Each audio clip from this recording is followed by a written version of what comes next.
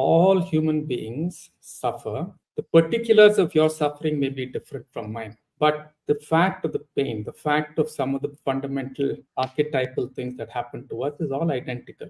Now, this is a profound understanding. This is humanness. Citta is manas plus ahankara plus buddhi is chitta, right? And so chitta vidya, vidya means not just knowledge. Vidya means knowing, which immediately translates into action. So through chitta vidya, I discover my own depth.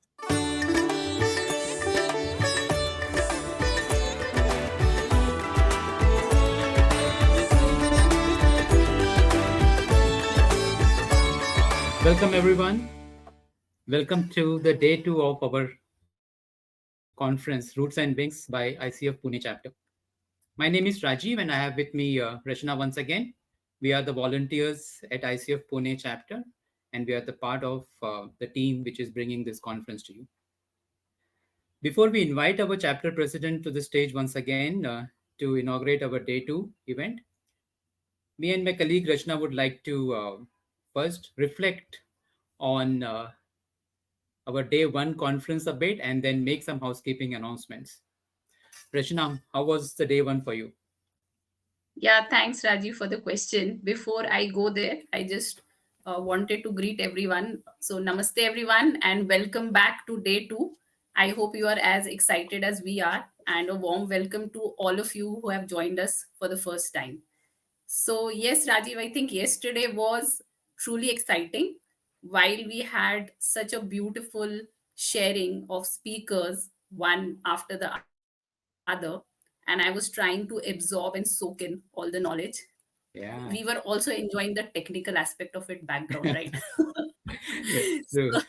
so yeah, that was a very interesting experience. And right from playing the music, starting with the a beautiful sharing that happened, and then Jayashri sharing her opening keynote.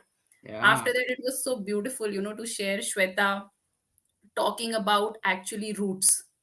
And one beautiful takeaway that I had was, what are your roots? And what do you choose over what? So it really put me in reflection, and I have parked that question because I really wanted to spend some time on that rather than being distracted by the background tech part that we were doing. Hmm. And that beautifully followed, to ancient wisdom, My God. Yeah. and having Rashmi and Nobantu and Janine Jenny. sharing such Jenny. Yeah. beautiful Janine Yes. sharing such beautiful insights, right? Yeah. So whenever we talk about ancient wisdom, we already tend to get a little centered because there's something that holds us in that space, right? And there were a lot of things that got shared, but I really enjoyed the parallels that were drawn between different cultures. And I remember Janine sharing that let's not call them tools. She doesn't enjoy that word, but yeah, Hmm. she spoke about before that, we heard about voice and Rasia, the frameworks. So Yes. beautiful takeaways. And while I was just settling with that ancient wisdom, I wanted to move to the present moment, right? But then suddenly we were uh, going to the future, and suddenly you see we talking about AI. So the future of coaching came in, right? And it was interesting to see how KP joined in with Preeti, Radha, and Samir, right? Yes. Yeah, so that was amazing. And yes, that conversation was definitely of a lot of interest to me because as where we are in our space, uh, using AI and also coaching, everything was important. Just let's hold on to that wisdom Hmm. because we know that AI is going to be here, and we have to also passionately work towards our dreams of making coaching a success. So yes, it was beautiful. Fantastic. And, And I cannot forget Preeti talking about one thing which has stayed constant is human spirit, right, in the yes, process. yes, So I think, and then, Rama Ramanathan's yes. wisdom and the demo session that, he did live, that was so insightful. Then we had Colleen Lightbody talking about the history of the brain, the present, and how it is evolving because of its neuroplasticity and adaptability. And finally, Sophia Casey's session. Oh my God. Level 55, isn't it? So encouraging, to Yes. listen to her, and, that really has sowed the seed of being very aspirational to get to that level, right? So, Very true. Yes. huh, with all the six wonderful, insightful sessions, I think, expectations from day two, there's a lot of pressure, isn't it? Yeah, I think pressure, we are not feeling the pressure because we are looking for excitement and fun. So, yes. Absolutely. And, yesterday's session was received very well by the audience, and there were a lot of, acknowledgements and appreciations which came from the audience. I just, if I have to really categorize those appreciations, right? Basically, people are talking about the variety of sessions and speakers that, we have had. Then, because each session was unique in itself and, had respective insights that, we could get. Second, everybody's talking about roots and wings raw. It looks like, it has become its own brand today, right? So, I think, thanks to Jayashree, to coin that name, and, how this title has anchored this entire conference together, which is very nice. Then, of course, the engagement and connections that people are, able to make, during the session, Mhm. so which was well appreciated. And a lot of people have also appreciated about seamless execution. I think, thanks to, all the volunteers and the people who have worked Thank you. backstage, yeah, was, made that possible. Well, then also I want to quickly acknowledge Prashant for, volunteering for the demo session yesterday. We didn't get time to talk to him after the session, but Prashant, if you are there in the conference today, we really appreciate, you stepping up and participating in the demo session with Ram. Thank you so much. Now, some housekeeping announcements. Uh, First of all, like we said yesterday, also that we would really urge everybody to abide to the code of ethics, by which we mean that we will be very compassionate, non-judgmental towards whatever is being shared by the speakers, co-participants, and, all of us on the backstage hosts who are bringing this session for you. Rachna, I would like you to talk about the resources and the activities, how we can engage. Yeah, sure. Thanks, Rajiv. So first of all, I just want to thank everyone from yesterday. The Q&A, the chats, the leaderboard was buzzing with action, and the beautiful part was it was also buzzing with a lot of heartfelt sharing. So thank you so much for creating that space for all of us. And coming back to the resources section, on your screen, you will see that there is an icon by the shape of a page. So that is the important section that will help you have a seamless experience. It goes by the name of resources. So the first thing that you will see there is actually the raw coaching journal. So please download it and you can use it throughout the day to day. The second is all our speakers have such powerful backgrounds that we have not been able to cover that in detail while we are introducing our speakers. So, to know more about them, please access the LinkedIn profiles that have been uploaded into the resources section. The third document that we see there is actually a great, amazing assessment by the name of Positive Intelligence Assessment. And there is a document, Level 55 Coaching Mastery Map. So it has been shared by one of our amazing speakers yesterday, Miss Sophia Casey. So please access it and use it to learn further.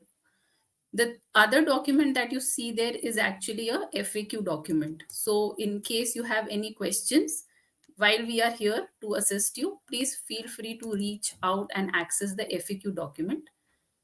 The other document that you see there is very, very valuable for all of us here. That is actually the feedback form. So, yesterday we pinned the feedback form also during our speaker sessions in chat. While we will do that today, but it will be really kind of you to please access the feedback form and share your feedback with us actually, and help us make the experience better for the upcoming conferences. The most exciting part now is actually while you would have navigated and we could see some action in the lounge and we could see some action in the networking spaces.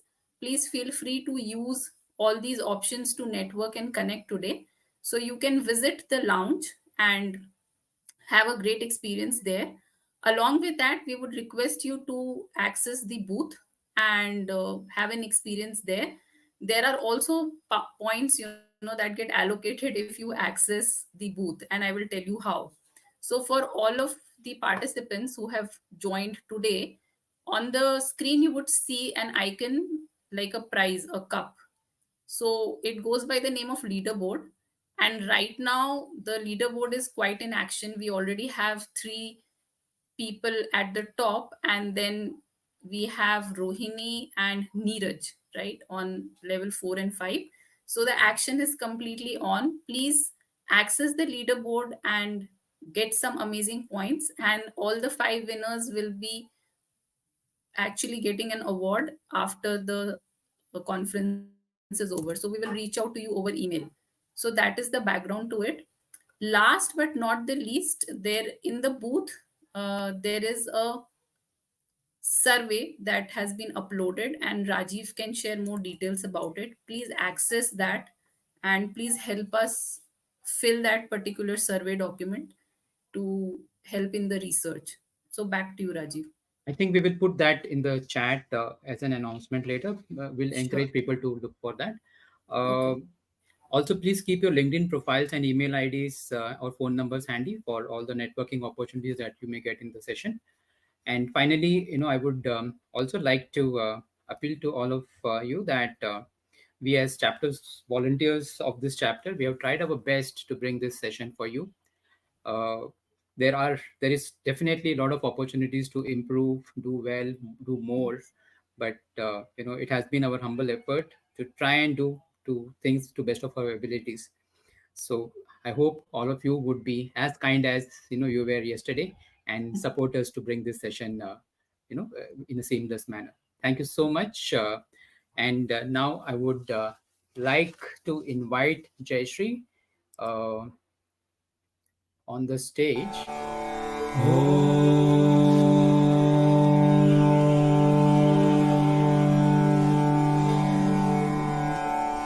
असतो मा सद्गमय तमसो मा ज्योतिर्गमय मृत्योर्मा मृतङ्गमय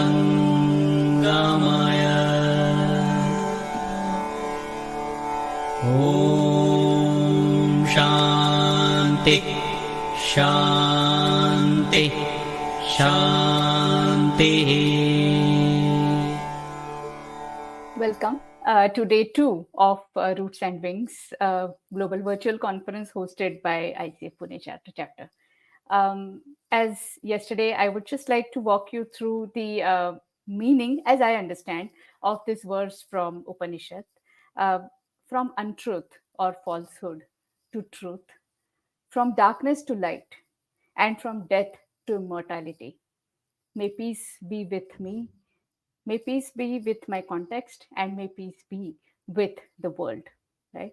And I think this particular Shanti Mantra has been a very, very favorite of myself because it just kind of captures the essence of all the journeys that we take, knowingly or unknowingly.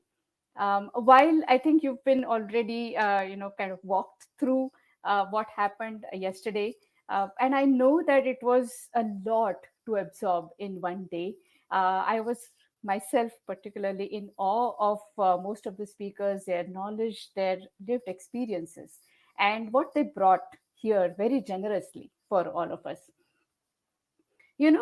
Personally speaking, I long for such spaces where I can really sit and and say, don't once again tell me, don't once again ask me questions. That is what I do any which way with my clients. Just tell me something, right? Tell me the how of it. Tell me the what of it. Help me understand why am I doing what am I doing even right now. And these kinds of conferences are such elevated experiences where we get those opportunities to sit with self, to sit with others, and to sit with the speakers who are so generously sharing what they have experienced about life. And then we make it our own and carve out our own journey without, of course, knowing the destination at all. I'm very, very happy to welcome our keynote speaker for day two, Raghu. And I think he's an internationally known speaker, teacher, Raghu Anantnarayan. He's a BTech and MTech from IIT Madras, as it was called those days. And now today, he's a world-renowned behavioral scientist, yoga teacher, and a celebrated author. Um, his passion, as I understand, is application of yoga and Indic traditions for transformation of individuals, teams, and organizations. He helps people through his own sadhana also. He helps people discover their own dharma, and that kind of very well aligns with his own sadhana. He acknowledges his three teachers very fondly, Yogacharya Krishnamacharya, Pulin Garg, and J. Krishnamurti. That is where our paths are crossing, Raghu, and I'm very fortunate to be having a dialogue here with you. So, when we had the conference prep call, Raghu said, rather than me talking alone into the screen, I would like to have somebody with me who doesn't know anything, right? And we were kind of wondering who that person would be. And then Raghu said, I mean, Jayashree seems to be the most uninitiated person. So, it would be really fun to answer her questions. And that is how I find this place to be in dialogue with Raghu. So welcome, Raghu, and thank you for accepting our invitation. It means a lot to all of us here. So coming to the title of this session, and this is what you have crafted for all of us, right? So co-creating humanness with Citta Vidya. So I think we've spoken about the human spirit, the mind, the timeless mind, and the brain that has been constant for centuries and so on. We spoke about that and we heard about that yesterday quite a lot. And now you bring in this word called humanness. So, I mean, is it not already there with us as humans? Does it need to be created? Does it need to be put in? What do you mean by humanness? I think it needs to be discovered. It's already there and it gets covered up. Let me just try and reflect on this. See, what the Buddha has said, and many of the sages have said, is that suffering is something, dukkha, not necessarily suffering, but constrictions of various kinds in our spaces, is something everybody experiences. And he specifically says in the Dhammapada that everybody experiences hurt. And when we experience hurt, we go looking for refuges. Yeah. And we go looking for refuges because the hurt immediately triggers three kinds of reactions in us. One is pleasure seeking. The other is pain avoidance. The third is the fear of death. So we start running into these refuges, and he's defined the refuges. He says refuges in other men, hoping that they will somehow protect us from the dukkha. Yeah, refuge in possessions and material power. Then he talks about two very interesting things: refuges in knowledge and refuge in the idea of God. And then he says, only if you end the search for these refuges do you actually step into and discover the sources of sorrow inside you, and you can end it. Yeah, and this has lots of parallels in yoga, because in yoga, there's the first level, which is called the manas, where the psyche has three levels. So the first top superficial level is the manas, and it acts through the senses. So when you look at the world through the senses, you always see yourself as separate, the world as different, every little thing is different. This computer is different, you're different, I'm different. So it says that naturally we end up with what is called raga and dvesha, craving and aversion, exactly what the Buddha says. And then it goes on to say that there's something called abhinivesha, which is the fear of death, and a whole tendency to give wrong meanings to the world because you're assuming that things which are impermanent are permanent, and so on. And out of this, we create a sense of self, which is called asmita. Most people, maybe the word ego is closer to asmita. Mhm. Yeah. So when this happens, you naturally go into antagonisms with people. You go seeking certain kinds of results and things like that, thinking that that is going to make you feel safe. Right? People out of fear run into all kinds of things. That actually takes you towards inhuman behavior.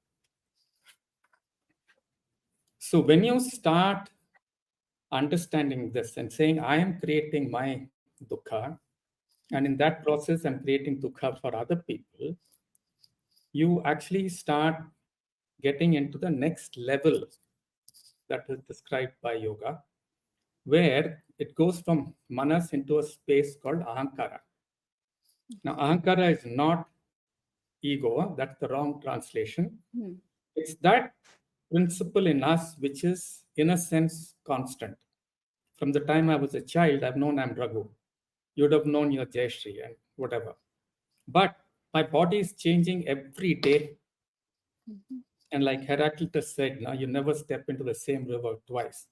That's because the river is not the same, nor am I the same. So Ah. what is it that keeps this constancy going while everything is changing? Every time I eat food, something is happening, my body is changing, every breath it is changing. Every time I speak to somebody, listen to somebody, something is changing. That principle is ahankara. So in Sanskrit it says, anahe aham karoti. That which is not mine, it converts into mine. Now, the very interesting thing about this level is, this is the level that's referred to as the dream state. The first one is referred to as the waking state in the Upanishad. This is referred to as the dream state. And when you get in touch with this state, you understand how I and everything in the world are actually deeply interconnected. Mhm. I'm being created all the time through interaction and so on. And this is a level in the Buddhist tradition. There's a very beautiful story about Kissa Gautami. Yeah, many people would know this, where Kissa Gautami, her son dies. She's in deep sorrow, so she goes to the Buddha. The Buddha gives her his begging bowl and says, go to the town and get 3 mustard seeds. So she goes around, everybody's excited. They see Buddha's bowl in her hand. They come running and they say, what do you want? 3 mustard seeds, but only if you have not experienced pain or sorrow or death. So she comes back home to the Buddha in the evening with an empty bowl, leaves it there, and goes away. Now, this is a profound understanding. This is humanness, that all human beings suffer. The particulars of your suffering may be different from mine. But the fact of the pain, the fact of some of the fundamental archetypal things that happen to us is all identical, which is why mythologies all over the world have such a deep coherence about them. That's the human level, right? And the Yoga Sutras and uh, the Upanishads speak about an even deeper level, which is the buddhi, which is the perfect mirror in which all this perception happens and so on. And that you touch only in deep meditation. So that's the process, in a sense, not going from attributing suffering, blame, to discovering what it means to be human, and that it's a universal reality, regardless of name or shape or form, and then going into something much, much more universal. And of course, transcending that also. So it is understanding oneness in some sense. Understanding all the levels of the self. That is the Citta, no? See, the word Citta, again, it gets mistranslated, Jayashri. When you do English translations, lots of stuff is lost. Na? Citta is manas plus ahankara plus buddhi is Citta. Right? And so Citta Vidya, Vidya means not just knowledge. Vidya means knowing, which immediately translates into action. Right. So Vidya is to know, and Ya is to act. It's that action, momentum, energy in the knowledge. So Chitta Vidya is this deep understanding through direct introspective observation, not through explanations, not through theories, but a direct observation. Okay. Right. And I mean, I'm just curious that, like in this moment, for example, when we are dialoguing, you are forever changing as a being, and so am I.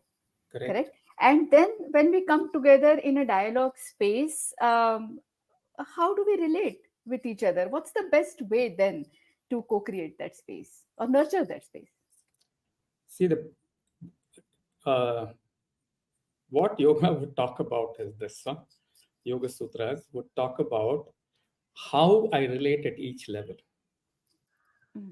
So if I'm at the manas level, okay, and in the Upanishad, this is called the Vishwan. The identity here is called the Vishwan. It always looks at divisions.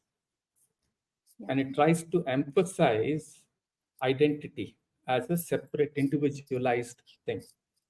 So I would look at you in terms of opportunities and threats. Okay, I would look at the world in terms of what can I grasp, what will give me pleasure, where can I hide, all utilitarian. That's how we would engage. Right, and in coaching also, Jayashri, honestly, I find a lot of people, especially organizational coaching, who are very clear. I want to go from point A to point B. How can you help? Yeah, so just as, a hunter who has some experience can help other hunters who are novices, and say, hey, do this, don't do this, whatever. I have a few bag of tricks and I can share it with them and so on. Right. When you get into the second level, which is called the Taijasa, right, which is like the dream state, that's when we are talking, what will be happening to each of us is we will have triggers of pictures, of stories, of lovely things we have heard, musical things, whatever. So this is the level at which you go when you're a little more settled and really understand what it means to be human. So when people come for coaching and they're starting to ask deeper questions like this, one shares stories, Upanishadic stories, or any mythological stories, try and understand what it means about how I'm creating my form. Yeah, dance. We use a lot of theater and dance in our work because you have to touch a level which is just a beautiful, young forming, from the seed to the formation. Yeah, so that would be the space that is created. Right. And sometimes we might get into that very silent, completely quiet space, which is the space of the prajna, when it will be insightful. We will co-create the space. There is no you or me. There's a whole different context that gets created, and both of us are arising simultaneously. Fantastic. Wow. Yeah, Thank you. that's Yeah. deeply transformational, deeply insightful, and so on. Fantastic. So, as I'm understanding it, as we move away from words, first to maybe metaphors and the expression Exactly. by the body, Stories, and then to metaphors. silence. Yeah. Yeah, yeah. Walk in the Then, park. then we are Kind of, going closer. Sorry. no, a walk in the park and Oh, things like this. Looking at absolutely. beauty, na? And that will take you into this very silent space. And then my question is, we are talking about co-creation. So, can I do it alone, or do I need another? You're never alone, Jayashri.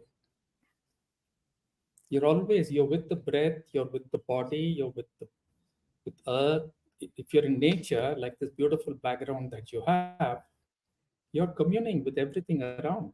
Mm, There is no such thing as an individual, separate individual, actually, except when you get stuck with the Mind. manas level. That, the five people I know are not there, I'm alone, or something like that. That's a reality also, where you get linked. Your safety comes from a certain, set of people or a certain belief or something. If that in some way gets pulled or threatened, you get into loneliness, fear, all of this. Yes. But that is a that's not a human, in the sense that while human beings experience that, when you go there, you get into inhuman ways of dealing with the world. Yeah. You become extractive. You become very self-centered. Children are never self-centered, Jayashri. Hmm. Yeah, they're joyous. They will, yeah, they're never self-centered. Right. And since you use the word pragya, and yes, since yesterday we have heard this word sthita prajna at least a couple of times Mm. from other speakers. Mm. And we also discussed it, of course, in our earlier dialogue. So I'm sure our audience would want to know. So, I mean, how can I really be in that state? Is there a way? Is there a process or a practice? See, all the practices in yoga are uh, different levels of work that help you to ultimately become uh, sthita prajna. Though sthita prajna is not a word used in yoga, there's another word that's used in yoga, which is a synonym called Vita Raga. Hmm. Vita Raga means bhaya, krodha, moha, all of these things have fallen away. Right. Yeah, vigataha. Vigataha means falling away. Raga is this aversion, fear of death, all that have fallen away. So all the practices actually step by step lead you to that. Unfortunately, today only asana practice is seen as yoga, and all kinds of weird things are done there. Yeah, asana is just an initial. Asana and pranayama are important because if you're all the time agitated, nothing is going to happen. So you do a set of practices like good food and all that to bring your blood pressure down and things like that, so you can relax. That is the shamanam level. That's just the superficial symptomatic level. And then you have other practices which have to do with Maitri, Karuna, watching your relationship with people. What is getting triggered? What are my appetites? And so on. So you start reflecting and understanding, where am I coming from? That is the ahankara level. How am I creating this form? Right? And then there are practices called pratyahara, where you start realizing what your conditioned behaviors are and where is the energy of prana stuck. So how do you withdraw that energy back to yourself? Right? Right. That is the healing space. Absolutely. Yeah. And then you can then direct this attention anywhere. Mm. The Yoga Sutra talks about how to direct it to listening, how to direct it to astronomy, to mathematics, to health. Anything you want, you can direct that mind to. So Chitta Vidya is this. Now, how do you bring a mind which is distracted to this capability Mm. of what is called ekagrata? You can now direct it anywhere you want. Correct. So it's a still mind, would you call it? Stillness? It's a quiet, it's called Shantam. It's anchored in Quiet. Shantam. Mm. Whereas the other levels of mind are various levels of disturbance.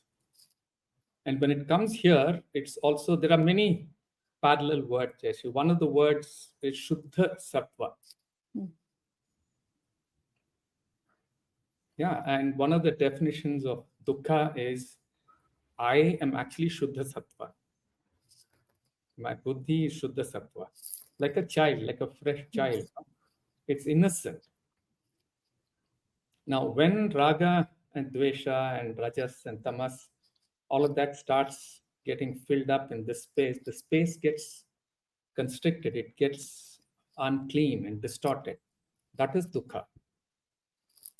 So Absolutely. kham means space, dukkham. Dhu means anything that is not appropriate for that space. That is dukkha. Oh, absolutely. I think fantastic. And thank you for this insight. And like what you were saying, right? I mean, whenever there is a dukkha or suffering in whichever form, I think the first reaction of us is to just go out and seek refuge in many different things, right? Whereas what you're saying is it's already there, the refuge or the place from which actually you could be Transcend peaceful, all this. Yeah. You can transcend all this. And you transcend can all look that. at That the is world here and right within. that is inside. And yoga also says, look, pleasure and pain will happen in life. Hmm. That is not dukkha. What you do with that afterwards is dukkha. Is dukkha. Absolutely. Because you start using your energy to either run away or to grasp. That Correct. is dukkha. The Yes. experience itself is an experience. The world is not asking you and me, Jayashree, Huh. before it throws up a surprise or something happens. No. Yeah, correct. Exactly. It's about how do I keep weaving even that storyline and in fact find solace, which is very ironical. Find solace in repeating the same pain and same hurt in my head, and building a foundation for hatred for somebody else. Yeah, And that is already always somebody else. It's never me, right? correct. Correct. Absolutely. So, and I remember, and before I just invite Anil and Steve also on the stage for their own, for sharing their own practical experiences, I can't help but also ask you, right? I mean, you had mentioned in our earlier dialogue that there is this uh, like you said, the response will come from outside, and then the trigger will come from outside, and a response is generated from inside. So the perception, lens, whatever word we want to use, actually is ours. It comes Absolutely. from us. How we perceive the world comes from us, and the names that we give or the emotions that we label, they are all coming from inside. So how can they be, I mean, can they be ever clear, shuddha, pure, Of course. absolute? Of course. See, Jayashree, it's very interesting that you asked this question. See, our natural, usual understanding of perception is something outside is triggering me, and the usual signal response theory. Hmm. That is not accepted at all in any Indic thought, in any yogic thought. What yoga says is there is a certain movement that starts from deep within. Hmm. That is the pranic movement. As long as I'm alive, this movement will constantly be happening. So it arises from inside, and like a cascade, it goes through the buddhi level, ahankara level, manas level, and goes outside through my senses, touches some objects, and brings the impression back to buddhi. Buddhi then reflects it to Purusha, the consciousness part, and the seeing happens. So it's a complete inside out process. Ah, And it what we emphasize in yoga is attention. So this process from the inside, if it's going through an ahankara process that is already filled with, saying this shouldn't happen, that should happen, I shouldn't feel this, I should feel this, kind of a filter, then the manas will only look for those things, no? Yes. And so you start narrowing down your focus. You Okay. start looking only for things that you think are useful to you, all kinds of filters and various frames you put on the attention process from within. All of yogic practices is to see how I'm filtering it, what is happening, and remove it one by one.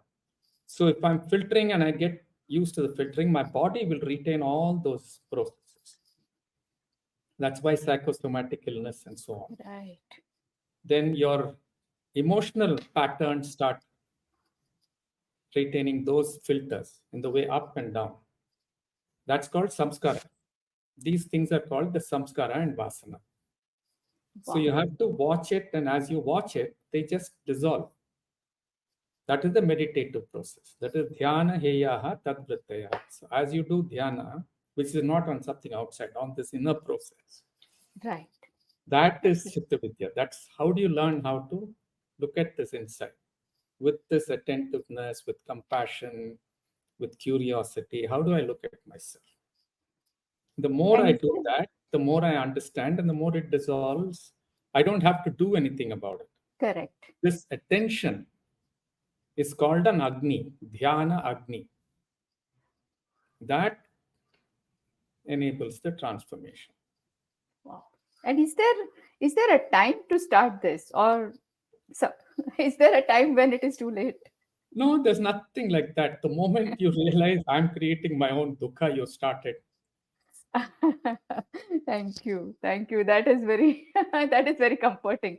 Let me just have a look at it, Rajiv. If there are any questions that you want to, put here right now. Now, Um, Jashi, it's better that yes. we have Steve and Okay. yeah, because they'll be able to Okay. bring in a perspective from coaching. From coaching. Yes. I'll ask them a couple of questions if you don't mind. We can see you, Steve. You can see Okay. Rajiv. Yeah. Yeah. No, the question I have for the two of you is both of you are old time coaches, right? Steve has been in the coaching thing from whatever, the first batch of Ram Ramanathan you told me yesterday. Yeah. And Anil has been around for God knows how long, and he talks about some very important people in his journey. Now, as coaches, now, why have you been learning? What have you been learning from me over the last 8, 10 years or so on? Don't you know enough already? I'm very happy that you're there, but I'd still like to understand this. Shall I go first, Anil? Sure, please. So, uh, I'd like to just talk about uh, this whole process as if I were to look at ICF coaching, and it's like boats on a river, yeah? So, it's that movement for all purposes horizontal across all the competencies, starting from building rapport, confidentiality, then moving to the objectives, and we know all those competencies, and then making certain they all show up. But they're all at the boat level, the level that's the engagement with self and the client and the context in which the client is hoping to work with both content and to work with feelings. I think one of the depths of Chitta Vidya comes from the fact that it is a program, an immersion, an experiential journey that the coach undergoes for oneself, a depth. So let me clarify. In the conversation that Raghu had just shared, he talked about vasanas, samskaras, various kinds of emotions that come from rasas and Natya Shastra. Ultimately, all of these begin to grip the protagonist, both the coach and the client, in a particular kind of a way. The victim plays out, the guardian plays in, the judge comes in. And as long as these archetypal figures continue to phenomenologically engage with each other, there will always be transference, cross transference, projection, introjections, and so on and so forth. And I have got innumerable examples where I've seen coaches that have not worked with themselves are limited with their ability to able to offer presence to the other. I remember many years back in 2011, Leon Vanderpool actually saying that if one offered presence and acknowledgement to the other, that itself was coaching. Uh, when we talk about words like to listen, to be present, to acknowledge, to to see deeper, they seem like simple words, but it is only through this immersive experiential process that the depth of the seeing beyond the manas, the depth of listening to the trikona, the said, the unsaid, the also said, the presence of both the witness and the friend. It is that piece that the coach is attuning to. It's like, almost like a musical instrument that the coach is with.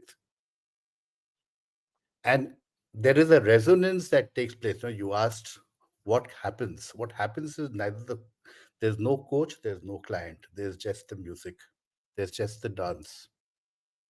And when that vibration takes place between coach and client, yeah, that's the process of what Chitta Vidya allows the coach to go through. So if we are to service the client, it begins with the journey of going through for the coach himself. That's one first. In my own understanding, Raghu, as I've said this before, a lot of coaching as we know it today is largely behavioral modification. And like all behavior, it can always go back when the context is different to a relapse, to a movement back in. There is work which is in the area of making this change from an inner antaranga, from inside, truly transformed. As I say transform, it cannot go back to what was. And there are many known forms of working with people, but all of that we know today are all at the level of the mind, the manas mind. And that perpetuates thinking, overthinking, and convoluted thinking. The ability to step back and to work through with silence and presence, listening to the inner voices, with the coach just being present to the client, allowing the client to do all the work that's emerging from within, allowing for what Raghu talks about, the samskaras of the vasanas to emerge from the depth of the being and to be able to see what's taking place in the inner drama. To me, that is the depth that has given my work depth, courage, and humility. And it's finally, I must say that being acquainted with this work over the last few years has brought a personal change to the way I actually think, feel, and work with client systems.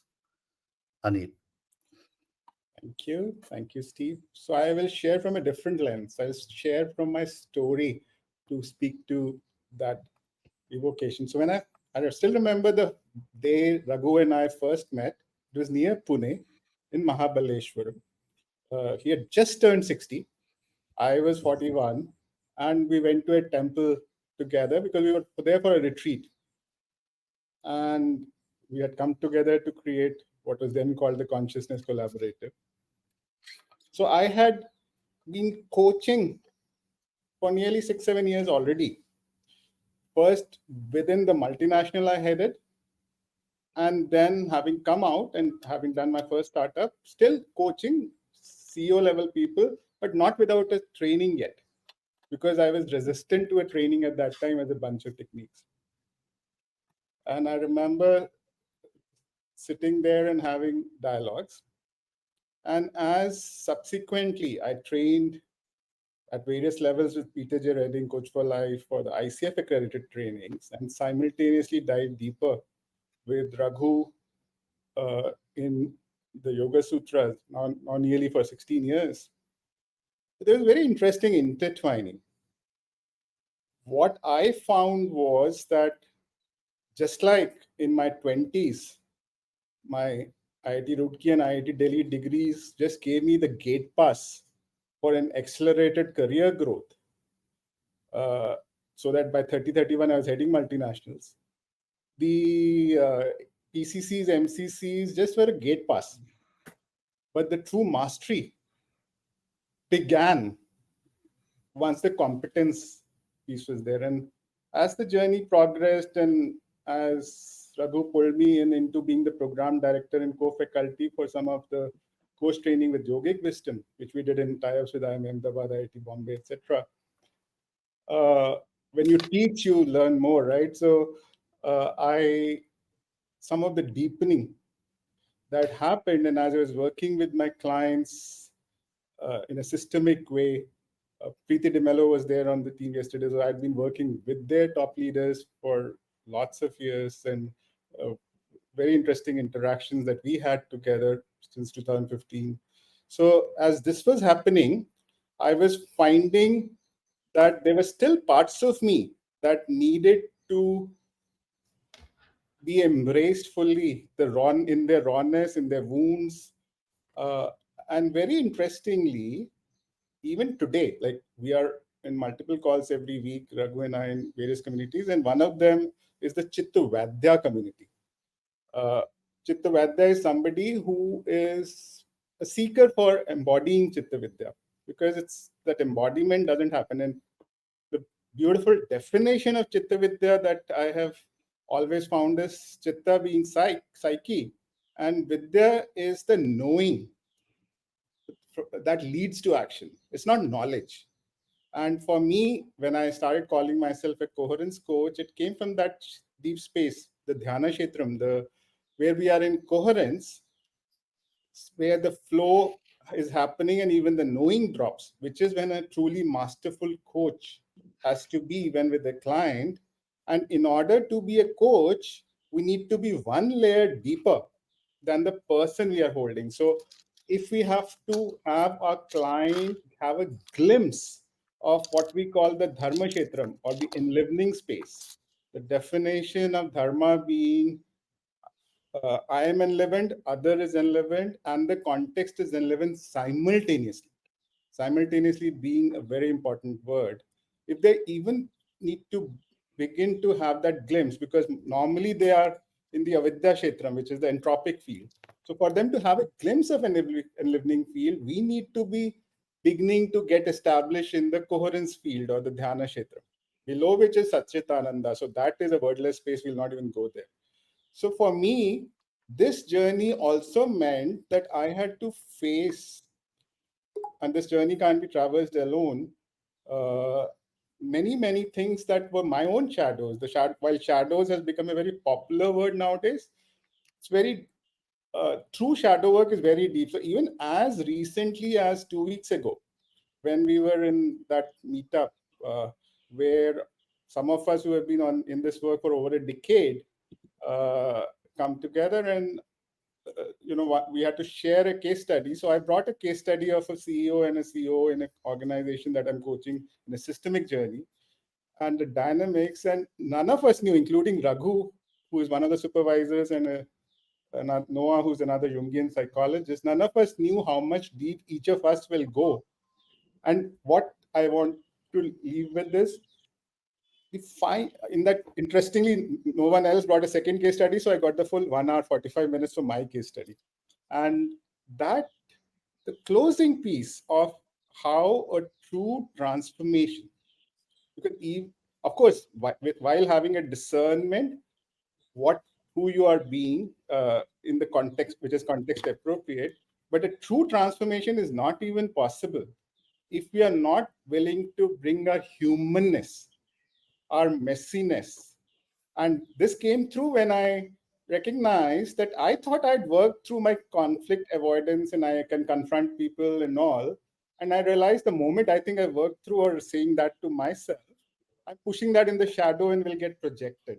And the deepening of this to me, so I see that even today, I mean, I don't know, even after 4,000-5,000 hours of coaching at these CXO level people, I see I still am feel like a beginner with, and 16 years of yoga sutras with Raghu, like an onion is continuously being peeled, and the humanness, first embracing my own humanness, and then working with my own chitta, so that the knowing that leads to action happens for us is there. And so that's where I want to take a pause and see what gets evoked for you.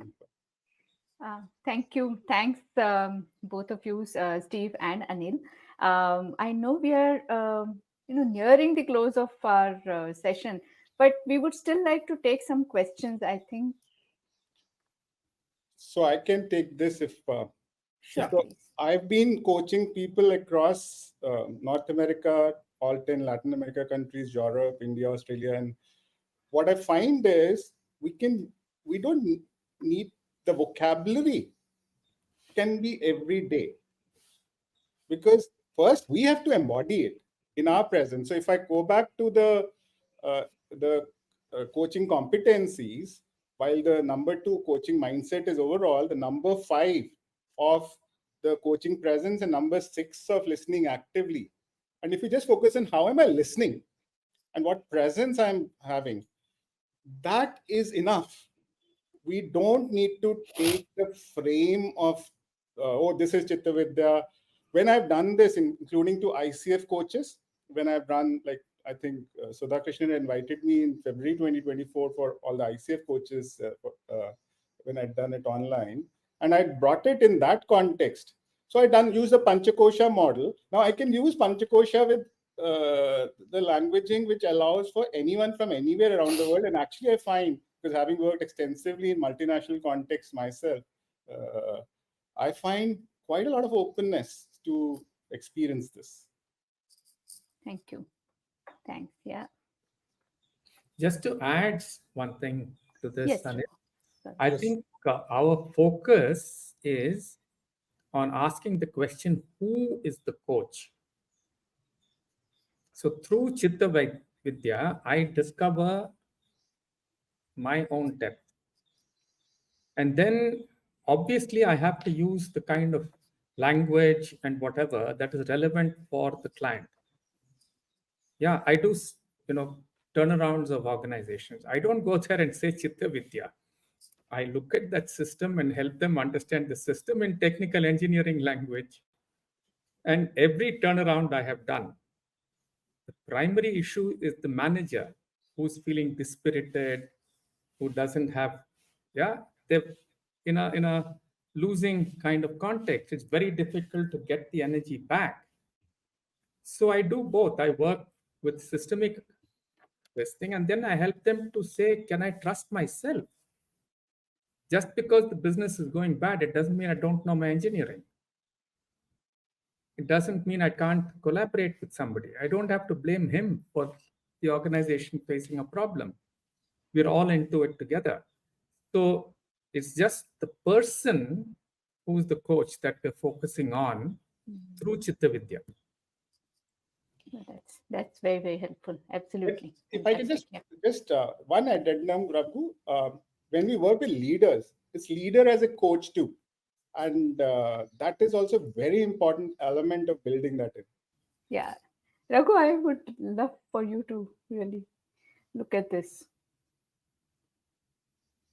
No. Pleasure seeking and pain avoidance are two parts of the same coin. Yeah. And if you kind of sit back and relax and watch it for yourself, no? Why are you hanging on to pleasure? Because you're afraid that the moment the pleasure goes away, Pain. you'll have pain. And when it gets too heavy, that is what addiction is all about. And it doesn't have to be substance addiction. You can be addicted to that stupid phone and that constant thing that it does because you really don't want to look at something else. These are two simultaneous things. And what I said earlier, abhinivesha or fear of death, they're all one complex, which creates a certain sense of self that I project, the way I construct my idea of who I should be. All of these things is one complex. And it comes from a wrong set of assumptions about myself, about the world, and all that. In Buddhist thought, they use exactly the same thing that we use in yoga. They talk about anitya and nitya. You confuse the two, ashuchi and shuchi, what is fresh, what is growing, what will decay, what will give me dukkha, what will give me sukha, and what has life and what doesn't have life. This is one complex. It's not separate things. But the reality is, the moment I'm hurt, the moment there is fear, I go running looking for refuges, and the refuge has to give me both. It has to give me some sense of pleasure and some security that no pain is going to happen to me. These are all simultaneous. And I have to feel validated in that place. We seek all kinds of things, no, in these refuges. All of them are running away from the source of my dukkha. That's the key. Absolutely. And the fear of death, Raghu, that you're talking about, it's not death of the body alone. No. It's the death of any fond image I create of myself. Yes, absolutely. Fantastic. I think we have time only for one question. Asmita means exactly that. Asmita means a constructed sense of self. So if that Absolutely. gets threatened, I feel I'm going to die. Yeah. And here there's one more. And the last question. What ritual can be adopted? I would use the word practices. There are a whole cross section of practices, uh, from really knowing how to chant Om in a way that helps you go deeper and deeper and deeper. Right? You can do pranayama. I often do that between two sessions if I have to ground myself. Taking a walk in the garden and communing with nature, listening to birds, listening to music. If you have space in the room, just dance away all that tension you had by listening to somebody, or sing, or shout. Right? Animals do one very interesting thing. No, whenever they've done some this thing, they stand and they shake their body.